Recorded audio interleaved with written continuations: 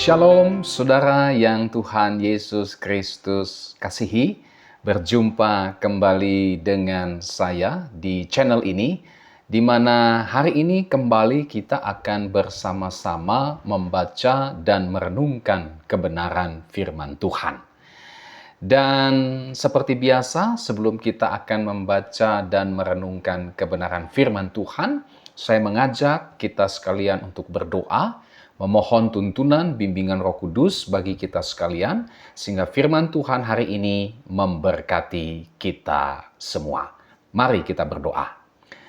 Terpujilah Tuhan yang begitu baik dalam seluruh kehidupan kami, di mana hari ini kembali kami mendapatkan kesempatan untuk kami bersama-sama membaca dan merenungkan firman Tuhan.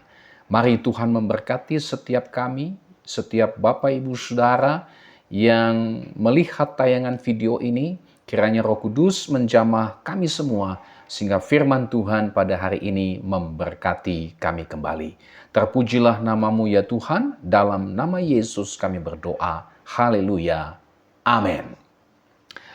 Saudara yang Tuhan Yesus Kristus kasihi, firman Tuhan yang menjadi renungan kita pada hari ini terambil dari Injil Lukas pasalnya yang kedua, ayat 1 sampai dengan ayatnya yang ke-7.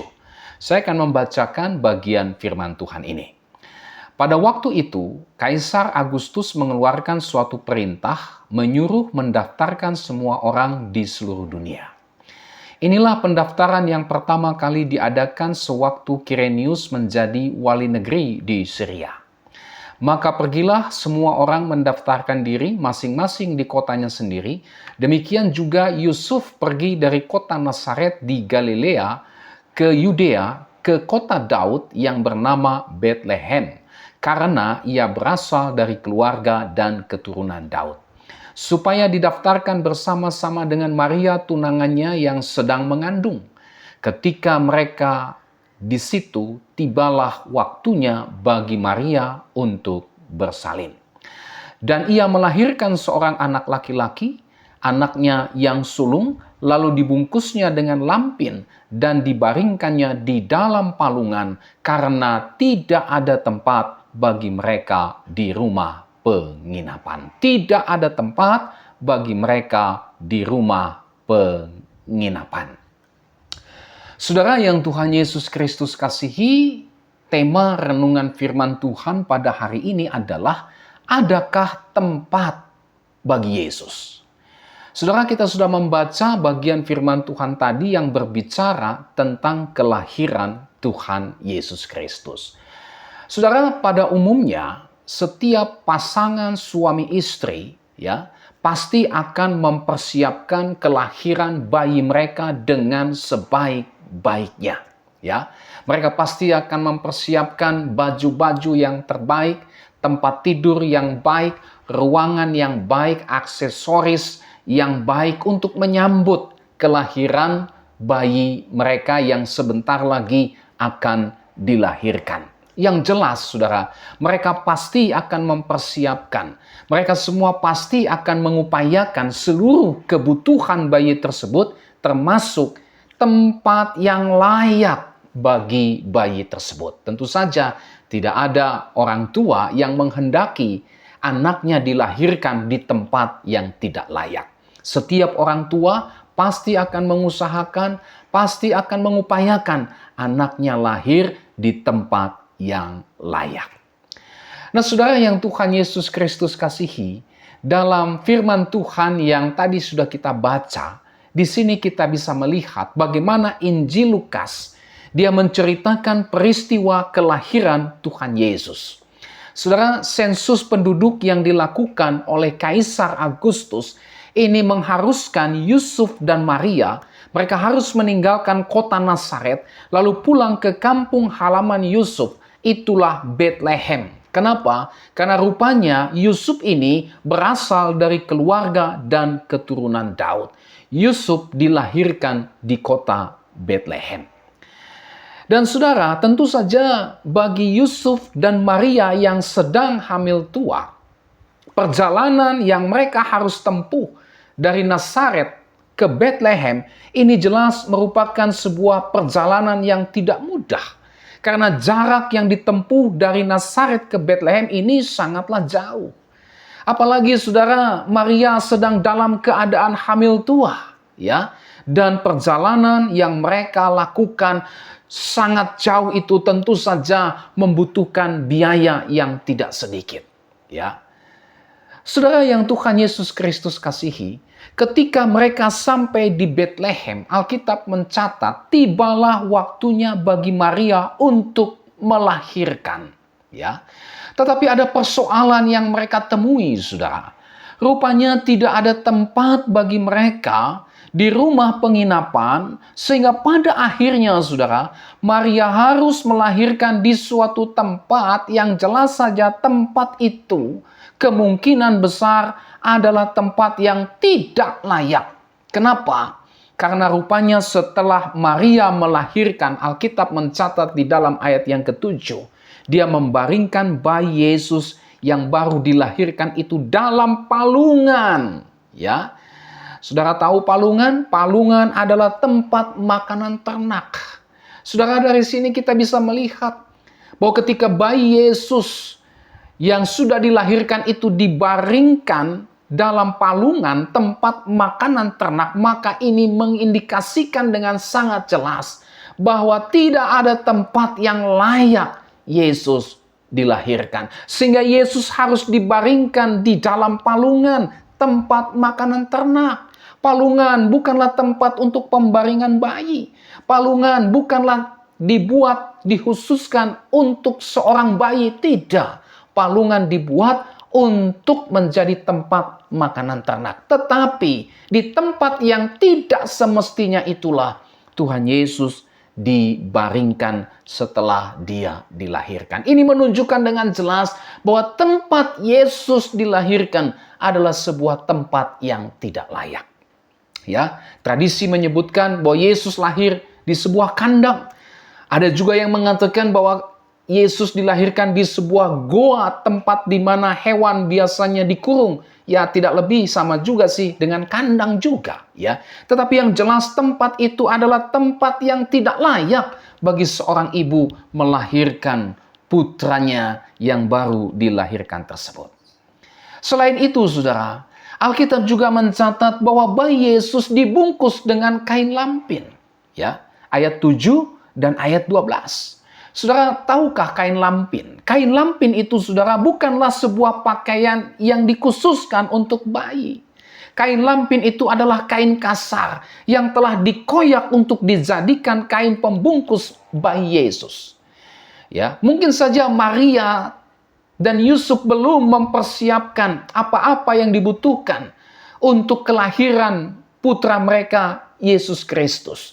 Oleh karena mereka harus segera datang ke Betlehem, ditambah lagi, ya, tidak ada tempat penginapan untuk mereka bisa tinggal. Sehingga waktu Yesus dilahirkan, pakaian yang layak untuk Yesus mungkin saja belum dipersiapkan. Sehingga mungkin kain yang ada, itulah kain lampin dikoyak sana-sini hanya untuk dipakai supaya bayi Yesus merasa hangat badannya. Dibungkus dengan kain yang secara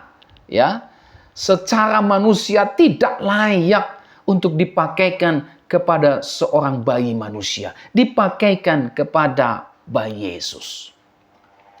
Nah, saudara yang Tuhan Yesus Kristus kasihi, melihat semua yang kita temukan dalam Alkitab ini, kita bisa menyimpulkan bahwa tidak ada tempat yang layak waktu Yesus Tuhan kita itu dilahirkan. Bahkan tidak ada seorang pun yang bersedia untuk memberikan tempatnya. Tidak ada seorang pun yang bersedia untuk memberikan tempat yang layak bagi Kristus untuk dilahirkan. Sehingga pada akhirnya Kristus harus lahir di tempat yang tidak layak. Itulah di kandang hewan, dibaringkan dalam pembaringan yang tidak layak, saudara. Itulah di dalam palungan, tempat makanan ternak, tempat makanan hewan. Bahkan Kristus dipakaikan pakaian yang tidak layak. Itulah kain lampin. Kristus lahir di kandang yang hina, ganti rumah yang layak. Kristus lahir di dalam palungan ganti tempat tidur yang hangat. Kristus lahir dibungkus kain lampin ganti pakaian bayi yang hangat, lembut, dan nyaman.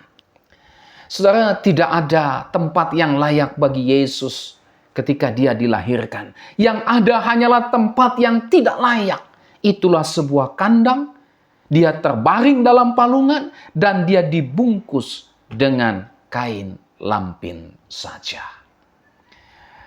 Nah, saudara yang Tuhan Yesus Kristus kasihi, apa sesungguhnya makna yang kita bisa ambil dari peristiwa kelahiran Yesus yang secara manusia tidak layak?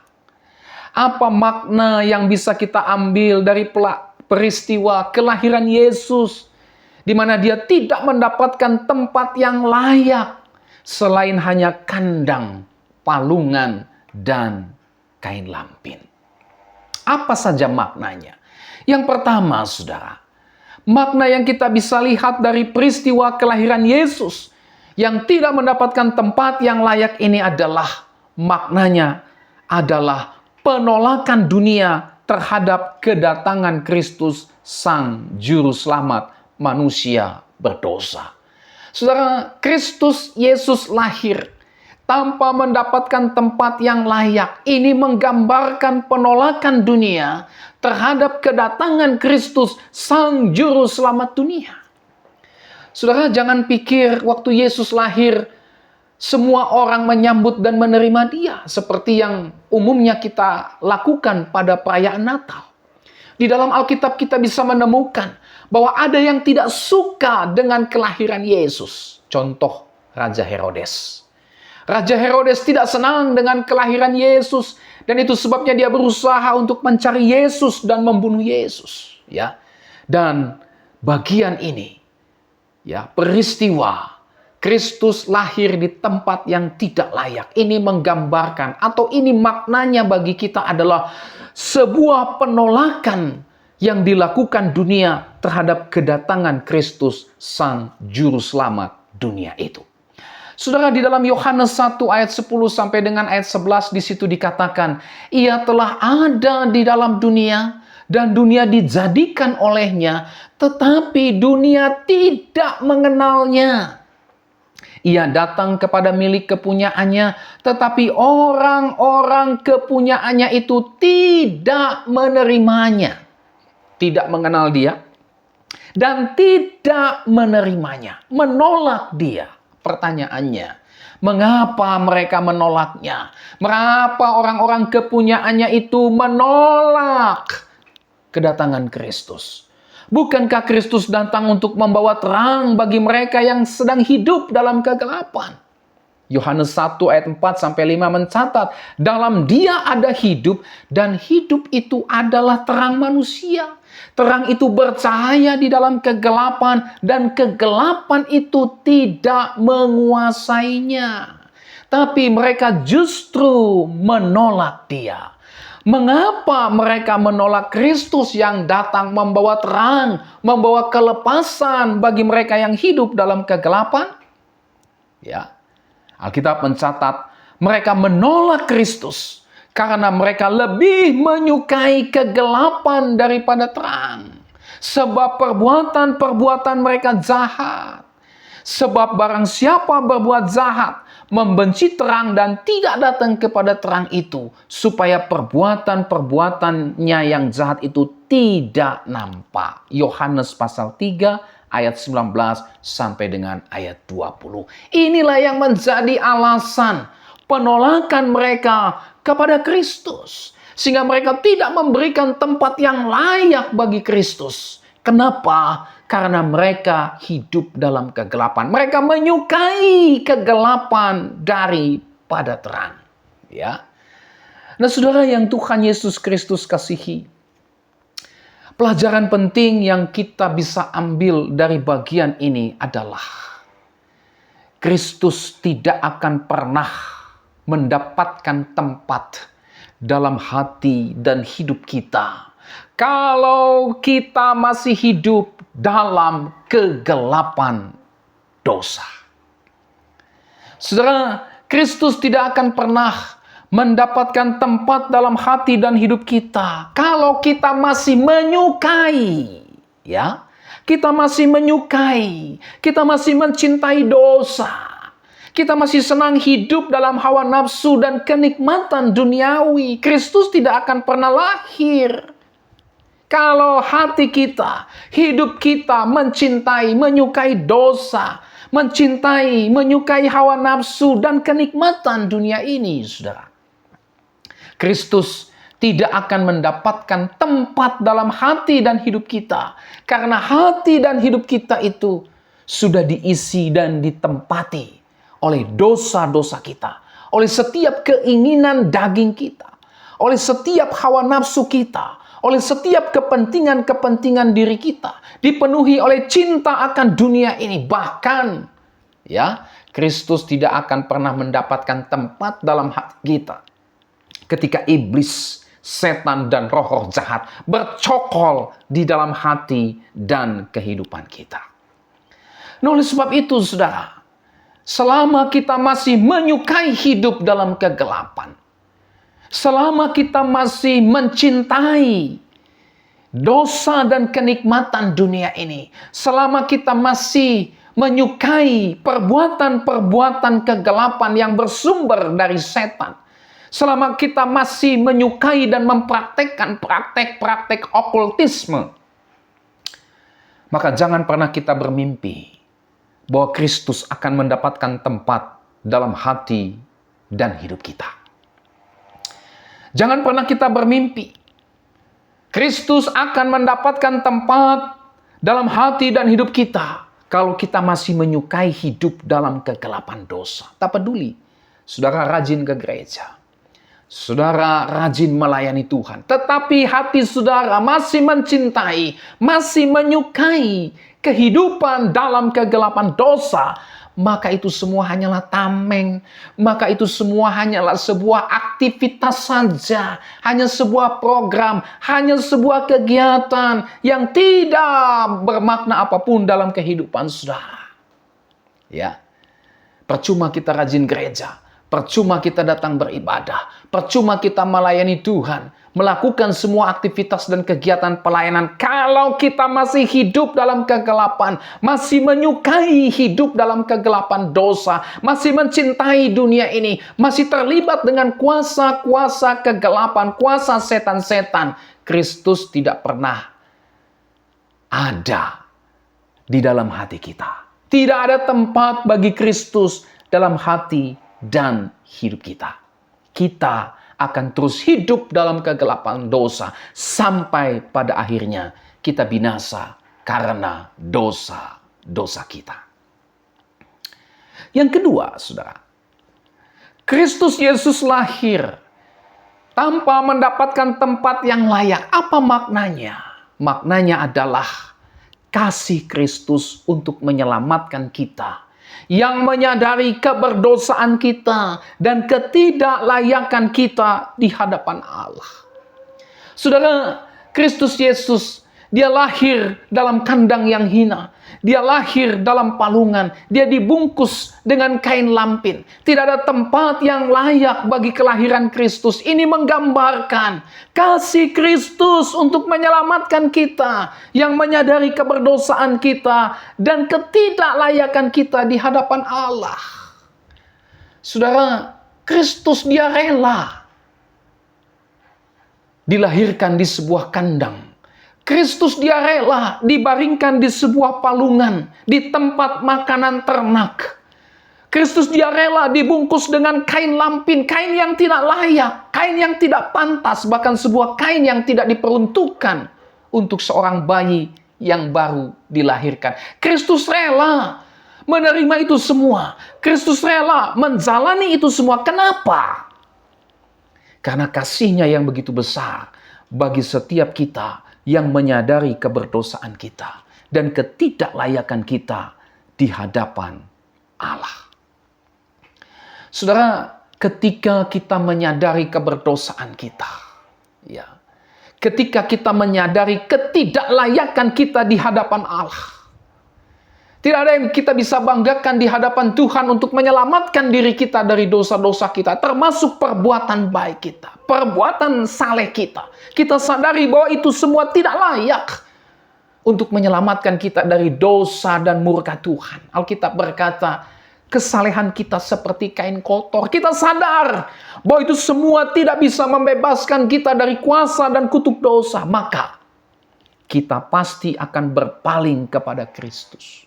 Kita pasti akan membuka hati kita, membuka hidup kita untuk menjadi tempat Kristus lahir dalam kehidupan kita. Sehingga hidup kita pada akhirnya disucikan dari segala dosa-dosa kita. Hidup kita diperdamaikan dengan Allah dan kita dapat hidup dalam persekutuan dengan Allah, melayani dan memuliakan Allah. Ya, kita akan membuka hati kita. Kita akan membuka seluruh kehidupan kita. Lahirlah Kristus dalam hatiku. Kita akan memberikan hati kita menjadi tempat yang terbaik bagi Kristus lahir. Karena ketika Kristus lahir dalam hati kita, ketika Kristus tinggal dalam kehidupan kita, maka itu berarti kita disucikan dari segala dosa-dosa kita. Kita diperdamaikan dengan Allah, sehingga kita beroleh persekutuan kekal dengan Allah, dan hidup kita dipindahkan dari kegelapan dosa masuk ke dalam terang Allah. Hidup kita tidak lagi melayani dosa, tidak lagi mencintai dunia dan segala hawa nafsunya ini, tetapi hidup kita sekarang melayani, mengasihi, dan memuliakan Allah.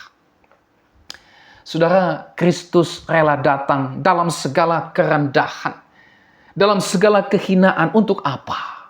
Untuk menjangkau saudara dan saya yang rendah, yang hina ini, supaya saudara dan saya, kita diangkat dari kerendahan dan kehinaan kita akibat dosa-dosa kita, untuk masuk ke dalam kemuliaan Allah.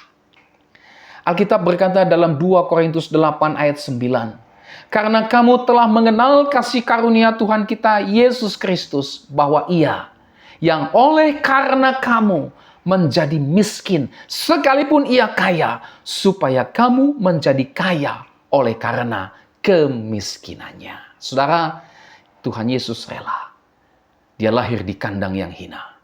Tuhan Yesus rela Dia dibaringkan dalam sebuah palungan. Tuhan Yesus rela Dia mengenakan kain lampin, kain yang tidak layak itu. Dia rela menjadi miskin sama seperti kita, miskin karena dosa dan pelanggaran kita. Tujuannya supaya apa? Supaya kita menjadi kaya oleh karena kemiskinan Yesus. Supaya kita menjadi kaya, dipenuhi dengan rahmat dan kemuliaan Tuhan. Ya, oleh karena kerendahan, kehinaan yang Kristus lakukan bagi kita. Nah, oleh sebab itu saudara, hari ini mari pastikan Kristus mendapatkan tempat yang layak di dalam hati dan kehidupan kita saat ini. Mari kita memberikan hati dan hidup kita sebagai tempat bagi Kristus. Dia tinggal dalam hati dan kehidupan kita. Jangan biarkan hal-hal yang lain mendapatkan tempat yang lebih utama dalam hati dan hidup kita selain hanya Yesus Kristus. Biarlah Yesus Kristus, Dia mendapatkan tempat dalam hati dan pikiran kita. Mendapatkan tempat dalam setiap perbuatan-perbuatan kita. Mendapatkan tempat dalam pekerjaan kita. Biarlah Yesus Kristus, Dia mendapatkan tempat dalam rumah tangga kita, dalam keluarga kita, dalam sekolah kita, dalam gereja kita, dalam kehidupan sosial kita, dalam seluruh aspek kehidupan kita, bahkan termasuk dalam pergumulan-pergumulan yang sedang kita alami saat ini. Biarkan Kristus mendapatkan tempat di sana. Sehingga kita hanya memandang kepada Kristus, bergantung kepada Kristus dalam setiap pergumulan yang kita alami. Bukan lagi bergantung kepada kekuatan manusia, bukan lagi bergantung kepada apapun yang kita miliki saat ini, tetapi hanya bergantung kepada Kristus. Karena hanya Kristuslah yang menjadi jawaban bagi seluruh kehidupan kita, bagi seluruh persoalan kita, bagi dosa-dosa kita, bahkan juga bagi pergumulan yang kita alami saat ini. Yang ketiga, yang terakhir, saudara. Kristus Yesus lahir tanpa mendapatkan tempat yang layak. Ini maknanya adalah sebuah teladan bagi setiap kita yang beriman kepadanya. Luar biasa, ya. Kristus dia rela untuk mendapatkan tempat yang tidak layak. Kristus rela tidak mendapatkan tempat yang layak. Ya, ini menjadi sebuah contoh. Ini menjadi sebuah teladan yang diberikan kepada kita untuk apa? Pertama, kita hidup dalam kerendahan hati. Kristus dia rela mendapatkan tempat yang tidak layak. Dia dilahirkan tanpa mendapatkan tempat yang layak. Ini menunjukkan kerendahan hati Kristus. Menunjukkan kasih Kristus kepada kita. Dan ini menjadi sebuah contoh. Ini menjadi sebuah teladan bagi kita. Ya, untuk hidup dalam kerendahan hati. Apa artinya, saudara? Hidup dalam kerendahan hati. Berarti, saudara dan saya menyadari bahwa apapun yang ada pada kita, seluruhnya tanpa terkecuali, semua itu adalah anugerah pemberian Tuhan semata. Sehingga kita pergunakan itu bukan untuk kepentingan kita. Kita pergunakan itu bukan untuk memuaskan hawa nafsu daging dosa kita. Kita pergunakan itu bukan untuk mencari kemuliaan diri kita, popularitas diri kita, meninggikan diri kita. Tidak, saudara.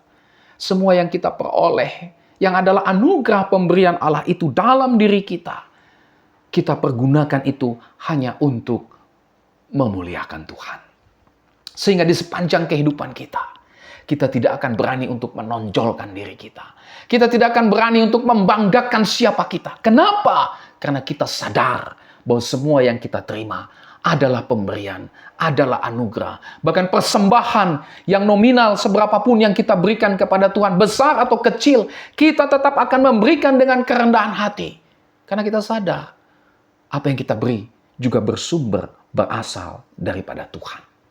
Nafas kehidupan, kesehatan, dan semua yang ada pada kita, kita gunakan itu untuk memuliakan Tuhan.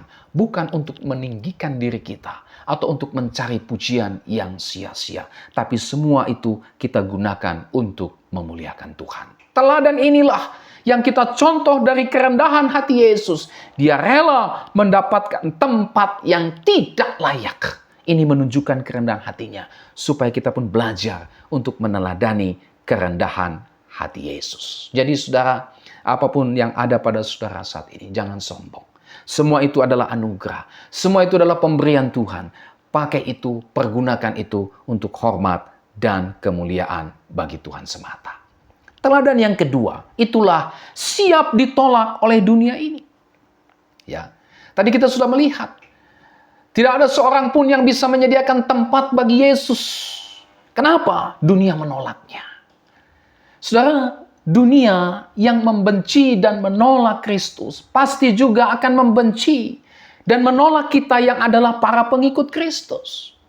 Jangan heran ketika dunia membenci dan menolak kita, karena kita hidup mencerminkan perilaku Kristus. Jangan heran dunia berusaha untuk menghambat, untuk melawan, bahkan menganiaya kita para pengikut Kristus. Ya, Kristus pernah ditolak oleh dunia ini, saudara. Kristus, dia pernah dibenci oleh dunia ini. Bahkan sejak dia dilahirkan. Maka tidak heran jika kita, para pengikutnya pun, dibenci dan ditolak oleh dunia ini. Nah, oleh sebab itu, saudara, sebagai pengikut Kristus, maka kita belajar dari keteladanan Yesus ini. Dia ditolak. Tidak ada seorang pun yang menyediakan tempatnya bagi Yesus. Tempat yang layak untuk Yesus dilahirkan. Sebagai bentuk penolakan mereka akan kedatangan Kristus. Nah, sebagai pengikut Kristus, maka kita perlu mencontoh, meneladani apa yang diteladankan Kristus. Apa itu? Kita harus siap untuk ditolak oleh dunia ini. Karena kita hidup sesuai dengan firman Kristus. Jangan mundur untuk terus hidup sebagai para pengikut Kristus yang mencerminkan perilaku serta gaya hidup Kristus di tengah-tengah dunia ini. Ya. Bisa saja istri saudara, suami saudara menolak saudara oleh karena saudara hidup sesuai dengan firman Kristus. Ya. Bisa saja nasihat saudara ditolak ketika saudara memberi nasihat sesuai dengan prinsip dan firman Kristus, ditolak. Kenapa? tidak sesuai dengan keinginanku, tidak sesuai dengan harapanku, saudara ditolak. Ya, saudara ditolak karena memberikan sebuah nasihat atau contoh hidup yang berdasar kepada kehendak Kristus dan bukan berdasar kepada kehendak manusia. Dunia tolak, dunia mau sebuah nasihat, ya, sebuah dorongan yang sesuai dengan apa yang menjadi keinginannya. Oleh sebab itu, jangan heran kalau nasihat saudara untuk hidup sesuai dengan firman Kristus. Firman yang saudara sampaikan, nasihat-nasihat yang berdasarkan firman Kristus bisa saja ditolak oleh suami, istri, anak-anak, kerabat saudara, orang terdekat saudara. Kenapa? Karena bisa jadi mereka lebih memilih untuk hidup dengan cara pola dunia ini. Oleh sebab itu, jangan mundur. Untuk tetap terus hidup sebagai para pengikut Kristus yang mencerminkan perilaku serta gaya hidup Kristus di tengah-tengah dunia ini. Mari, saudara dan saya, kita terus menjadi garam dan terang dunia ini meskipun ada penolakan dari dunia ini. Terus kita mencerminkan hidup seperti hidup yang diteladankan oleh Kristus. Yang berikut, saudara, mari kita juga berdoa untuk saudara-saudara kita yang sedang mengalami penolakan oleh dunia yang membenci Kristus dan para pengikutnya. Sehingga saudara-saudara seiman kita tersebut, mereka mengalami kebencian, penolakan dari dunia ini. Bisa dalam bentuk dilarang untuk beribadah, membangun gedung untuk ibadah, melakukan pelayanan-pelayanan sosial kepada masyarakat yang membutuhkan, dan sebagainya. Mari kita doakan saudara-saudara seiman kita yang sedang mengalami penolakan oleh dunia ini, supaya iman mereka kepada Kristus tetap teguh, meskipun sedang mengalami penolakan dari dunia yang membenci Kristus dan para pengikutnya ini. Teladan yang ketiga dari kelahiran Kristus di mana dia tidak mendapatkan tempat yang layak, itulah siap sedia berkorban untuk pekerjaan Tuhan. Bapak Ibu Saudara yang Tuhan Yesus Kristus kasihi, Tuhan Yesus, dia rela meninggalkan kemuliaan sorga. Dia rela untuk merendahkan dirinya menjadi seorang hamba. Bahkan dia sampai berkorban mati di atas kayu salib. Semua itu dilakukan demi terlaksananya pekerjaan Allah. Apa itu? Keselamatan orang-orang berdosa. Saudara yang Tuhan Yesus Kristus kasihi, tentu ini menjadi sebuah teladan bagi kita, agar kita pun juga siap sedia untuk berkorban bagi pekerjaan Tuhan. Dimanapun kita berada, serta dengan segala apapun yang Tuhan karuniakan kepada kita. Sehingga pekerjaan Tuhan itu semakin luas. Pekerjaan Tuhan itu semakin berkembang. Dan banyak orang mengenal Kristus dan diselamatkan. Banyak orang ditarik keluar dari kegelapan dosa, masuk ke dalam terang kemuliaan Kristus. Mari kita sama-sama meneladani teladan Kristus dalam kesederhanaannya ini. Apa itu siap sedia berkorban untuk pekerjaan Tuhan? Kalau saudara dan saya tidak mau berkorban bagi pekerjaan Tuhan, percayalah, pekerjaan Tuhan akan semakin mengecil. Pekerjaan setan di dunia ini akan semakin lebar. Kejahatan akan semakin merajalela, dosa akan semakin merajalela, kuasa setan akan semakin merajalela kalau gereja Tuhan, saudara dan saya tidak peduli dengan pekerjaan Tuhan. Kalau gereja Tuhan, saudara dan saya tidak mau siap sedia berkorban untuk pekerjaan Tuhan. Oleh sebab itu, ketika saudara dan saya sudah mendapatkan rahmat Tuhan yang menyelamatkan saudara dan saya, mari berikan hidup ini untuk pekerjaan Tuhan. Siap sedia berkorban bagi pekerjaan Tuhan. Dengan apa yang ada pada kita.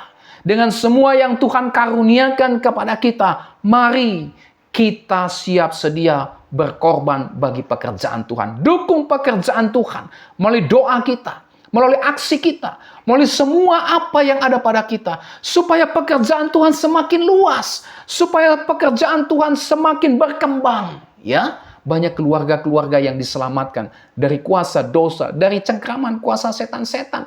Banyak kehidupan masyarakat yang diselamatkan dari kuasa dosa, dari ikatan setan-setan. Pekerjaan Tuhan semakin luas kalau saudara dan saya, gereja Tuhan, mau siap sedia berkorban bagi pekerjaan Tuhan. Nah, saudara yang Tuhan Yesus Kristus kasihi, inilah keteladanan yang kita bisa ambil sebagai sebuah makna dari kelahiran Kristus yang tidak mendapatkan tempat yang layak di dunia ini. Saudara yang Tuhan Yesus Kristus kasihi, adakah tempat bagi Yesus? Jikalau kita masih menyukai hidup dalam kegelapan dosa, jikalau kita masih mencintai dunia ini, jikalau hati kita masih terpaut dengan kenikmatan dosa dan kenikmatan dunia ini, maka selamanya tidak akan ada tempat bagi Yesus dalam hati dan hidup kita. Adakah tempat bagi Yesus? Kalau kita menyadari keberdosaan dan ketidaklayakan kita di hadapan Tuhan, maka kita akan menyediakan tempat bagi Yesus dalam hati kita, dalam hidup kita, sehingga hidup kita diterangi. Hidup kita diperdamaikan oleh Kristus. Kita akan disucikan dan dosa-dosa kita diampuni Allah. Dan kita selamanya hidup dalam persekutuan dengan Allah Tritunggal.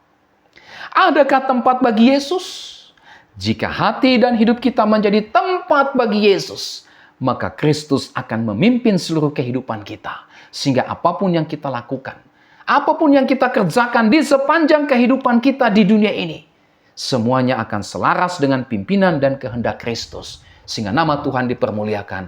Dan kita menjadi terang dan garam di tengah-tengah dunia ini. Kita menjadi berkat bagi banyak orang. Sehingga banyak orang boleh melihat terang Kristus, memuliakan Kristus, bahkan percaya kepada Kristus. Adakah tempat bagi Yesus? Biarlah semua kita mengambil keputusan hari ini. Tuhan, hatiku dan hidupku, aku berikan menjadi tempat bagi Engkau lahir dan tinggal di dalam kehidupanku. Kiranya firman Tuhan hari ini memberkati kita. Mari kita berdoa. Terima kasih Tuhan Yesus untuk renungan firman Tuhan hari ini. Adakah tempat bagi Yesus? Kiranya setiap kami yang mendengarkan renungan firman Tuhan hari ini, yang melihat tayangan video di channel ini, memberikan sebuah respon, memberikan sebuah keputusan, mengambil sebuah tindakan untuk memberikan hati dan hidupnya menjadi tempat bagi Kristus berdiam selama-lamanya, memimpin, menguasai, dan terus memakai kehidupan kami untuk hormat dan kemuliaan bagi nama Tuhan, serta menjadi perpanjangan berkat Tuhan, menjadi saluran berkat bagi saudara-saudara kami, bagi sesama kami, dengan menjadi terang dan garam dunia ini. Terima kasih Tuhan, baharui kami dengan firman-Mu. Terima kasih untuk firman Tuhan hari ini. Dalam nama Yesus kami berdoa. Haleluya. Amin. Sampai kita berjumpa kembali saudara. Tuhan Yesus memberkati saudara dan shalom.